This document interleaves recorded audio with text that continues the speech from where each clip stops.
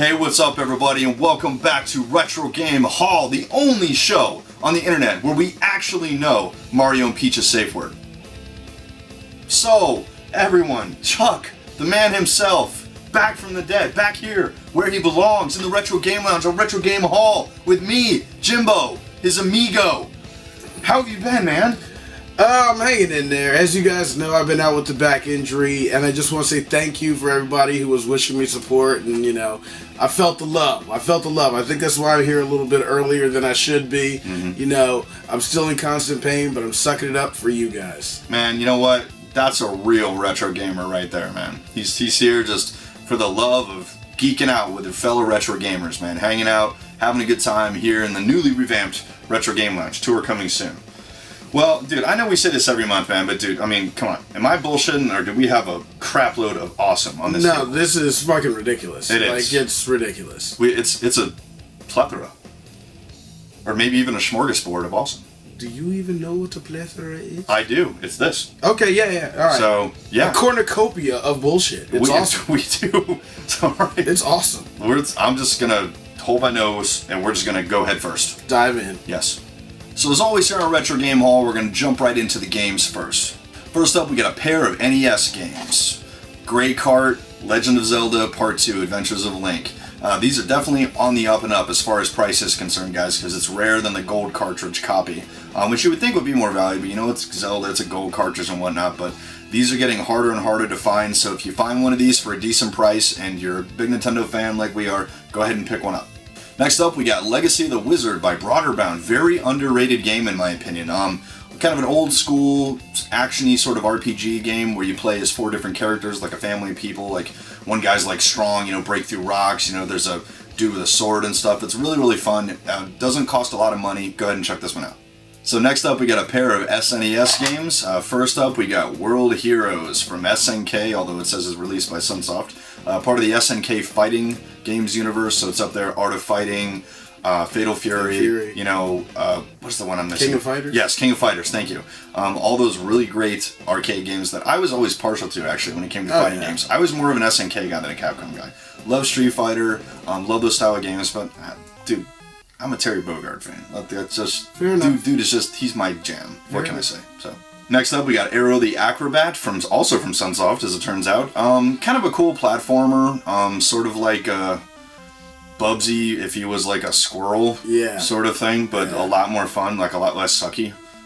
Really fun game, actually. Almost anything from Sunsoft that I've ever played was always fun. I mean, Blaster Master, the original Batman NES game, they've got a pretty good track record for good games. So Aero the Acrobat, only a couple bucks, check it out. Only got one N64 game this time. We got Shadows of the Empire.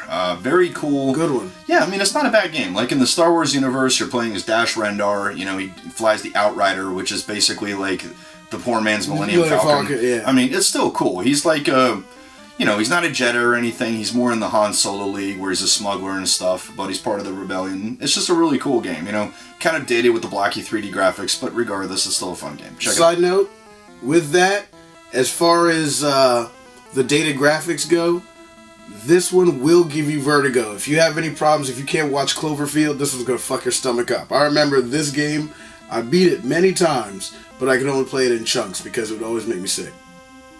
Just saying. So watch out. Watch out. It'll make you vomit. It's fun though. Shadows of the Empire.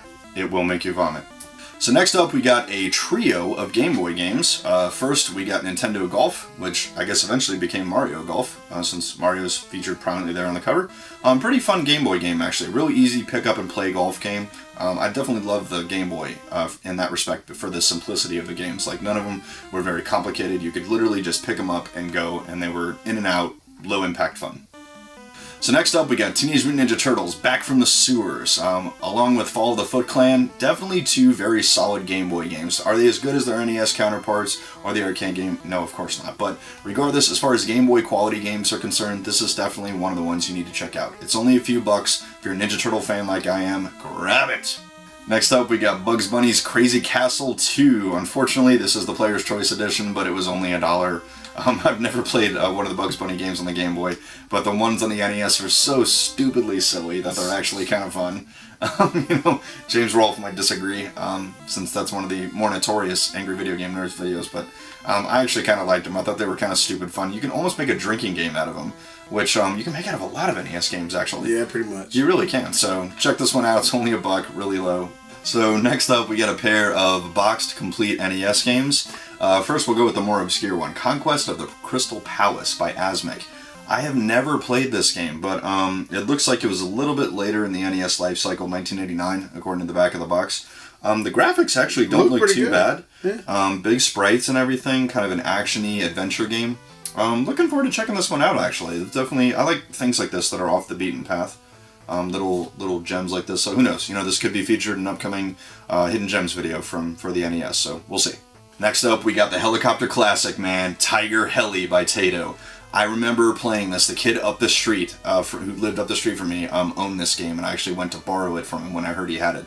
What a freaking awesome helicopter game, man. I mean, this is Taito doing what Taito does best, making a freaking top-down arcade-style shooter on the NES. I mean, it's awesome. Yeah. I mean, there's nothing else to say. Nothing bad to say about that. No, it's the shit. So next up, we got our one Dreamcast game for this month's haul. We got Sega Bass Fishing, which I actually already have the controller for the Dreamcast. This is something that Chuck and I actually have in common. We were talking about it before we were shooting this video, that we both love fishing games. It's like our guilty pleasure. Are fishing games ever like truly fantastic games? No. But are they fun? Absolutely, man. And they still make them to this day, up to the Xbox 360, the Wii with the Wiimote. Perfect for fishing games, man. I mean, it's so much fun to play these things. If you like to fish in real life like he and I do, it's just a lot of fun. So if you're in the outdoorsy type, you like the hunting and fishing type stuff, Sega Bass Fishing, I actually did own this originally when I had the Dreamcast, man. Just played it with the regular controller. It's still a lot of fun. It really is. It's really easy. You don't have to know anything about fishing, and it's just a good kickback, grab a couple beers with your buddy type of game, have a little bit of fun. Alright, next up we got a trio of PlayStation 1 games. First up, we got Air Combat. This is actually a pretty decent game. I owned this one the first time around. Just your standard kind of Ace Combat style jet fighting game. Really easy to do. This one takes place in urban environments and stuff, like you got the Golden Gate Bridge here on the back, all types of warfare situations and things. Really simple, kind of dated, blocky polygon stuff, but at the same time, there's kind of nostalgic charm when it comes to PlayStation 1 when you're dealing with those kind of things. I still kind of enjoy those. Yeah, it's like a good mix between Afterburner and Top Gun. The very good comparison, man. Thank you. See, that's why I bring him on the show, for stuff like that. And my massive sex appeal. I mean, yes. Come on. I'm hot right now. Next up, this one doesn't have a manual. This one, like the previous one, were Goodwill scores. We got Soul Edge in the Soul Calibur and Soul Blade series. One of my favorite arcade fighters, man. I mean, literally 3D Street Fighter / Mortal Kombat with weapons. Yeah. It's awesome. I had a lot of fun with that one. Yes. They made a lot of good games in this series, and Soul Edge is no exception. For 99 cents, I'm in. Next up, we got the coup de grace for this month's PlayStation haul, Contra: Legacy of War. And, ladies and gentlemen, this is the two-pack kind of thing. It's got the game in there. Peep it. And the 3D glasses. That's right. Oh, yeah. Which is cheesy as shit when you're actually playing. But, dude, finding this game actually in what we'll call the thicker box instead of the single one, the little double stuff, with the 3D glasses has been like pulling teeth. Again, owned this one originally when I had PlayStation the first time. Not a great Contra game. It's kind of so-so. Contra and the whole 3D thing. It takes out of the 2D side-scroller. But at the same time, dude, it's still a Contra game. You're running around and you're blowing shit up. I mean, what more do you want? And if you're judging him on his cheesiness factor with this, just wait. We got something coming. Oh, yeah. We got something coming. Just wait. Yes. Okay, so this one is definitely making 0 cents right now. This was a thrift store score for me for, I think, $1. We have Road Rash for the Sega Saturn, but it's in a box, again, a Saturn box, for Johnny Bazooka Tone, a completely different game that I have never heard of. It's not good. It looks weird and cartoony, and yeah, it just doesn't look very good. At least I didn't enjoy it when it came out. Yeah, it doesn't look very good. But Road Rash? Yeah, no, I'm glad it has Road Rash instead of Johnny Bazooka Tone. Yeah. Because Road Rash is better than Johnny Bazooka Tone. Yes. Because I don't know who Johnny Bazooka Tone is. Fuck that dude. Alright, so next we're going to get in a little bit more modern era of games with some PS2, Xbox, Xbox 360, and Wii games. Why do you say we start off with the PS2 games? Let's do it. Sound good? Alright. So first up, we've got State of Emergency. Kind of the ghetto, gangsta, beat 'em up GTA poor man craptacular fest. But still, not a bad game actually. It's kind of zany and stuff, and you're running through the street, like basically causing a riot, like you're the criminals beating people up and stuff. And it's kind of interesting, I guess. Like, by no means a great game. No. At least not in my opinion. But, No. I mean, dude, for like, what did I pay for this? Like $2? I mean, if you want to get out some angst during your day. So next up, we got a game that Chuck and I absolutely agree is destined to be a hidden gem on the PS2. We got MDK2 Armageddon. I originally played this one on the PC, actually. I was a little bit into PC games, still into console games, of course. And this has got to have one of the most rockin' soundtracks of any action shooter I've ever played. I mean, to this day, it's still good. Came out during that heyday of the Matrix films when they were big, you know, the whole gun ballet type thing, action-y with techno music in the background. Just absolutely top-notch. And guys, it's from BioWare. I don't need to say anything else. I mean, yeah, it's from BioWare, and you can tell it's a BioWare game when you play it. So this one is not reached its peak in price. It's flying under a lot of people's radar. Go ahead and grab it. It is one of the must-have PS2 games, in my opinion. I mean, on top of that, guys, I'm going to level with you. It's got a dog with 4 arms that has a gun in each hand. 4-armed dog. What more do you want? Perhaps a cold, refreshing Fanta? Yes! So next up, we got Tekken Tag Tournament, man. One of my favorite Tekken games, man. Used to love playing this one. Remember the big version in the arcade? What had, you know, the extended screen in the back of you and stuff? Used to love playing this. Who were your 2 characters? Oh, Jesus. Out of all of them, June and Jin. June and Jin. Jin and June. Rolling down the street, smoking Indo, rocking with Jin and June, laid back with some Taekwondo, some Kung Fu on my mind. So last up for PS2, we've got Dragon Ball Z Budokai. One of the better DBZ fighting games, man. They've got a lot of those games wrong. They have gotten a lot of them right. The ones on the 360 for Xbox Live Arcade are definitely top-notch. Yeah, those are good. The early games, though, a lot of them they got kind of wrong. But this one, the Budokai series, you know, Super Budokai, Budokai 2, etc., those are actually pretty good. Really cheap if you're a DBZ fan like we are. Go ahead and grab this one, man. It's a lot of fun. Old school pickup fighter game. So next up, we're going to get on to original Xbox. First up, we got DOA 3, which was actually my first game that I got when I bought my original Xbox. Played the hell out of this thing the first day that I got the Xbox, man. Really cool fighting game. Definitely took things to a new level. Like just being able to knock people off a stage. Destructive environments. Yeah, like then you go to a completely different stage. You know, just all the moves and everything that you can do. The locations, like on a beach, in a skyscraper, you know, in a temple, on a roof. I mean, just it's so awesome, man. Really cool, detailed graphics, and just a lot of fun to play. The DOA series is definitely a great series to play, and this has got to be probably one of my favorites in the series, actually. Man. Oh, yeah. It's got a special place with me. Next up, we got The Matrix, The Path of Neo. I actually have not played this game yet. I did play Enter the Matrix, which I think was a little bit overly criticized game. I thought that didn't deserve all the criticism that it got, because I had fun playing it. I had fun playing it, too. Playing as, what was his name? Ghost, and I can't remember the chick's name. Jada Pinkett Smith, whatever her name is. Playing as those 2 characters, definitely a lot of fun. And it was kind of cool that you were playing a storyline inside of The Matrix, written by the Wachowski brothers, that was running kind of parallel with the events of the other movies. But I'm looking forward to playing Path of Neo. I mean, you basically get to play as the One. You know, you get all the powers and shit that he has, and a completely redone storyline that has a different ending. So maybe that one won't suck. Yeah, there you go. We'll see. So next up, we got MechAssault. And Chuck, why don't you tell everyone why MechAssault is such a historically important video game? Because that would be the first Xbox Live game. Yeah, absolutely correct. This with Unreal Championship were the first 2 games to be released that were Xbox Live compatible.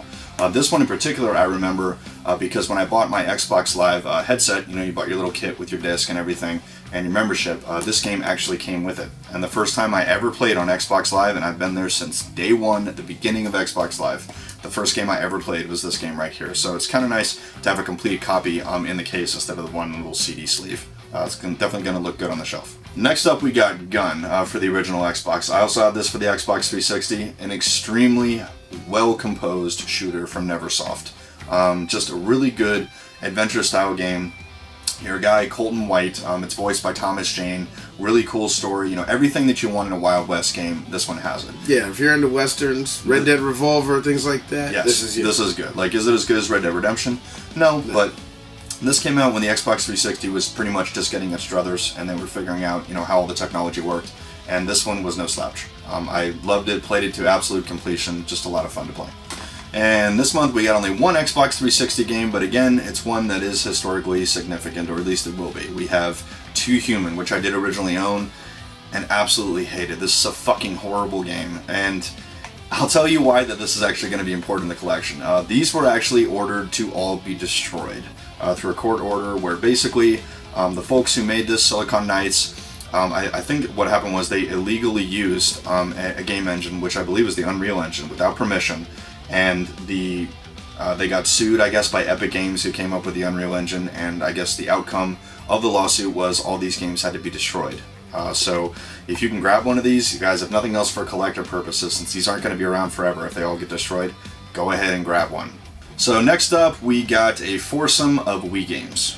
So first up, we got Wii Music. One I have not played before, actually. You need the balance board, the Wiimote, and the nunchuck to play this. You can play the drums and stuff like that, and your Wiimote basically becomes an instrument. I think I only paid $1 for this. I'm at my local Goodwill, and I'm always happy to donate to the Goodwill. I think it's a great organization. And I was always curious about this, I guess. It seems just like a silly kind of party game, no real point to it, but, you know, hey, for only $1 for a Wii game, why not? Next up, we got Red Steel, one of the ones that I got when I got my original Wii.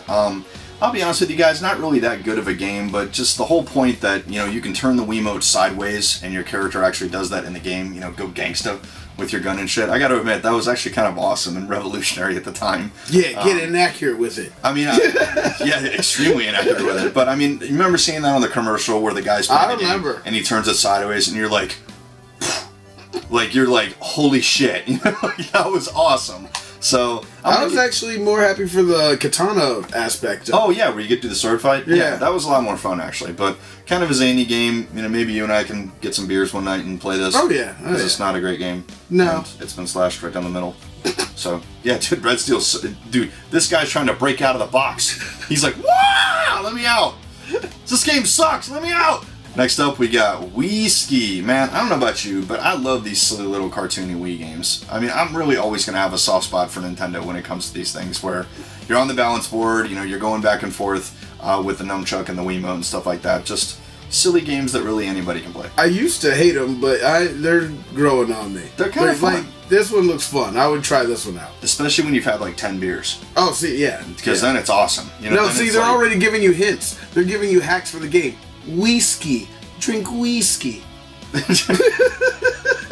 So last up for the Wii, we got Blazing Angels, man. I don't know about you, but I love me some World War II plane shooters. Oh, yes. I mean, they're a lot of fun. And this game was definitely good on 360 when I played it. I haven't played it for the Wii, but awesome game. Yeah, I had fun with it. I think it'll be interesting, just playing with the Wiimote and the nunchuck and stuff, using the motion controls. That tends to lend itself well with aviation games, so we'll see. So that about wraps up part 1. We were checking out the games here on this month's Retro Game Haul. In part 2, where Chucky will show you the link right there, you can check out the accessories portion of this video. I want to thank everyone so much for stopping by and watching Retro Game Haul. And as we always say here on Retro Game Haul, to our fellow gamers, retro or not, game on.